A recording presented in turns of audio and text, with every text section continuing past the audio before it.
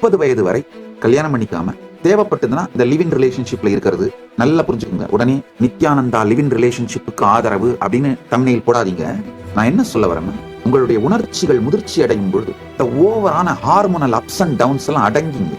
வெறும் இந்த ஹார்மோனல் பிரஷர்னால நீங்க வாழ்க்கையை பாக்குறீங்க இல்லையா, அந்த பார்வை முழுமையானது இல்லை அப்படின்னு புரியும் பொழுது அந்த ஹார்மோனல் பிரஷர்னால சினிமால காட்டுற அந்த நாடக காதல், ஹார்மோனல் பிரஷர்னால வர்ற காதல் எல்லாமே உங்க ஜாதிக்குள்ளேயே நடந்தா கூட நாடக காதல் தான். ஏன்னா நாடகங்களை பார்த்து அந்த பிம்பங்களை மனதில் உள்வாங்கி அந்த பிம்பங்களை வைத்துக்கொண்டு கற்பனைகளை வைத்துக்கொண்டு உருவாகின்ற எல்லா காதலும் நாடக காதலே. இந்த நாடக காதல்ல நீங்க எடுக்கிற முடிவை கொஞ்ச நாள் கழிச்சு வருந்துவீங்க, கஷ்டப்படுவீங்க.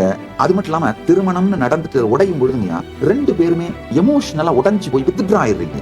அது மாதிரியான துக்கங்கள், அதனால வர்ற டிப்ரெஷன், அதனால வர்ற தற்கொலைகள் இதெல்லாம் தேவையில்லை. அதுக்காக நான் சொல்ற தீர்வு, இந்த 3வது நிலை தீர்வு, 30 வயசு ஈவன் ஒரு 35 வரைக்கும் கூட லிவ் இன் ரிலேஷன்ஷிப்போ இல்ல டேட்டிங்கோ அது மாதிரியே லைஃப பார்த்துட்டு இப்ப கல்யாணம் பண்ணா கட்டாயமா இதுக்கு மேல நாம 2 பேரும் ஒன்னா இருந்து நம்முடைய முழு வாழ்க்கையும் இனிமையா இருந்து நம்ம 2 பேரும் ஒருத்தருடைய உடல் நலம், மனநலம், நம்முடைய சாம்ராஜ்யம் இதையெல்லாம் கட்டமைப்போம் அப்படிங்கிற தெளிவுக்கு வந்த பிறகு கல்யாணம் பண்ணிக்க முடியும்.